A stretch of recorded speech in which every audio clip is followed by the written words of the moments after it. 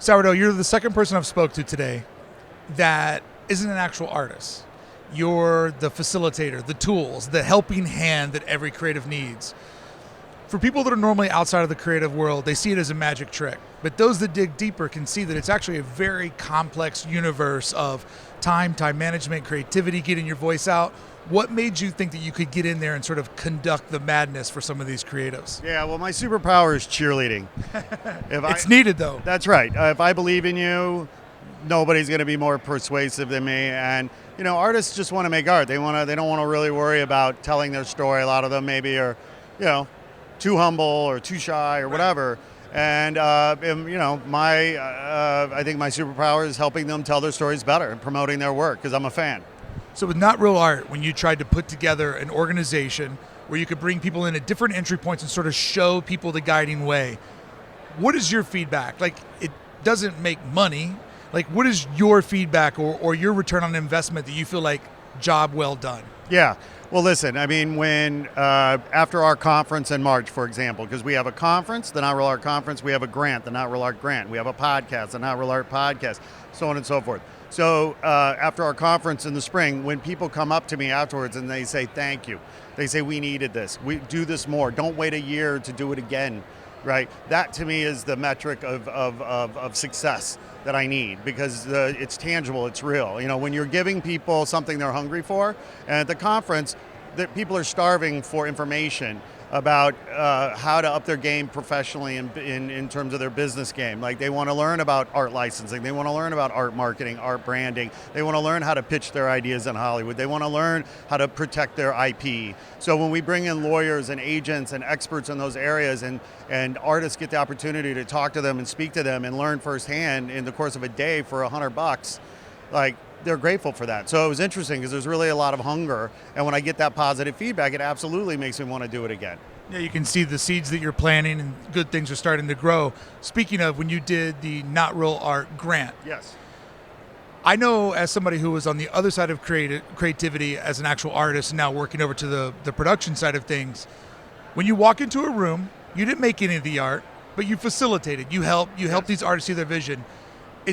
It's a real sense of pride you can take when you walk in there and I helped make this happen.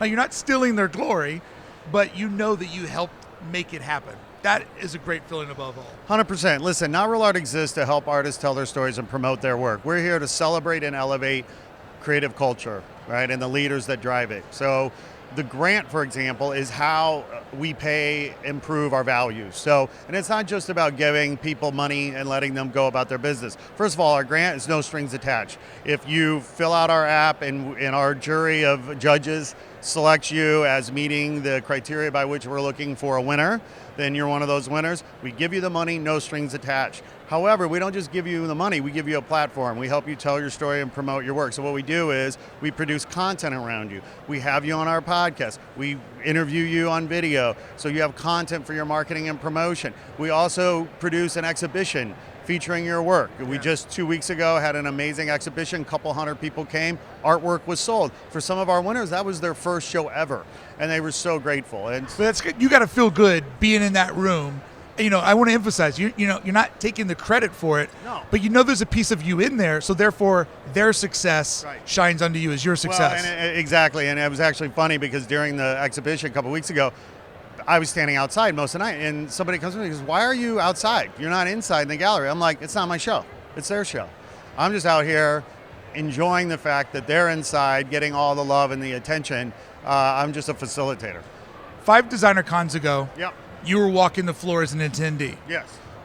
A light bulb went off in your head that you needed to get involved, help out Ben and the crew, elevate this and put your helping hand in where you could. When I first came to Designer Con, I was literally blown away by the positive energy that I felt there. I mean, the energy coming from obviously the people involved. It's all about the people. You have artists that are producing, their artworks, blood, sweat, and tears. Pour into that artwork. They're there selling their work.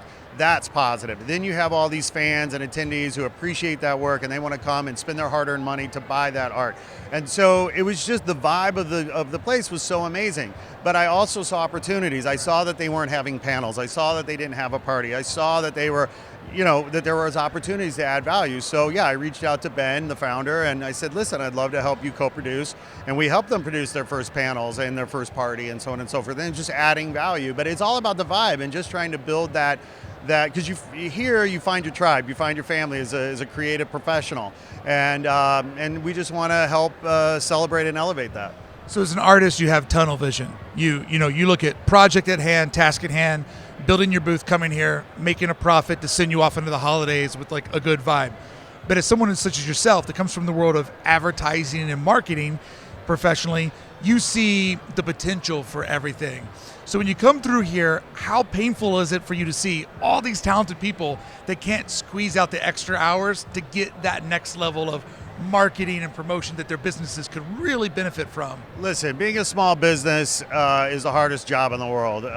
There's no glamour in owning a business, really, right? Whether you read Inc. or Fast Company or some of these magazines, they make it want to seem easy. Follow these 10 steps, read these 3 steps, and the reality is 90% of small businesses fail.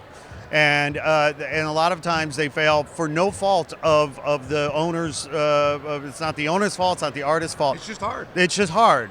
And so when I see these artists who are trying to bring integrity to their work and putting out goodness in their lives, in the world, I want to do whatever I can to help. But yes, it is really hard because the struggle is real. And everybody's fighting a lot of the same battles. And it's hard enough when you have collegial kind of office where people can bitch and moan together. A lot of artists work alone in their studios. It's a very lonely existence. And so one of the things that we try to do with Not Real Art is build community and bring people together so that people can talk and share and learn and realize, they're not alone. Everybody's fighting the same battles. And so, yeah, as a guy who comes from the agency world, is used to brands having big money or what have you to spend on a campaign or what have you, it is frustrating to see these artists struggle. But however, it is also inspiring because you know what? These guys are fucking killing it and they're busting their ass and they're doing great work. And it's a struggle and it takes a lot of courage. It takes a lot of perseverance and endurance and strength of character to do what these artists are doing. And I just feel privileged and honored to be here and sharing that energy.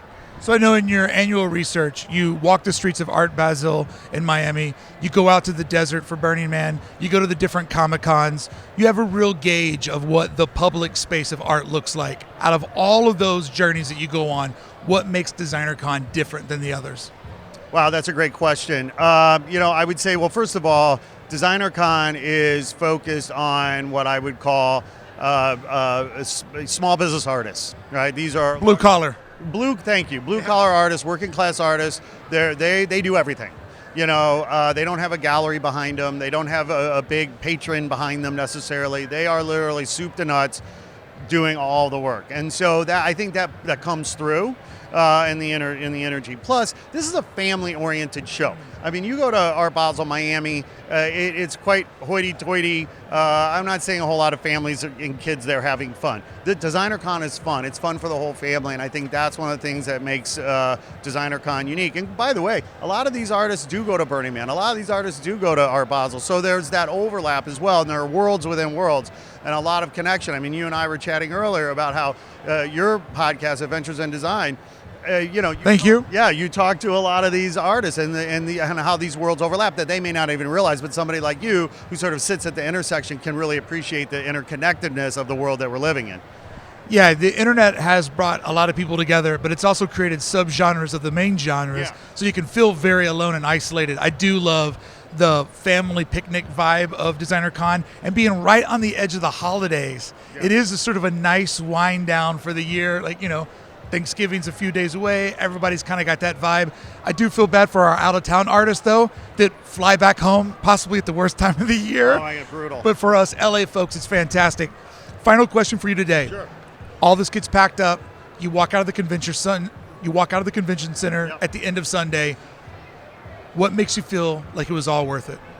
Well, by the end of Sunday, this wall behind me is going to be filled with probably about 1,000 pieces of original art because these kids and these folks that are walking by are going to take some of our Sharpie markers and they're going to make art on our Not Real Art cards and they're going to post them on the wall. And that again, energy, that love, the fact that engagement, that participation is so positive. And so when I walk out of here on Sunday, I'm going to feel great because I get to take a little piece of everybody home with me. I think the best thing about that wall is you walk through here and you do row after row after row and you get stoked and stoked and stoked. And then somebody like you goes, hey, want to draw something for a wall? It's like, yes, I need to get this out of me. I've got more than Eye of the Tiger. Like, I need to get it out of me. So that seeing kids over there of all ages, 40-year-old kids, 10-year-old kids, getting to get a little bit of that out, I feel like that's a really cool thing. Absolutely it is. And it's our honor to be here and help people express themselves.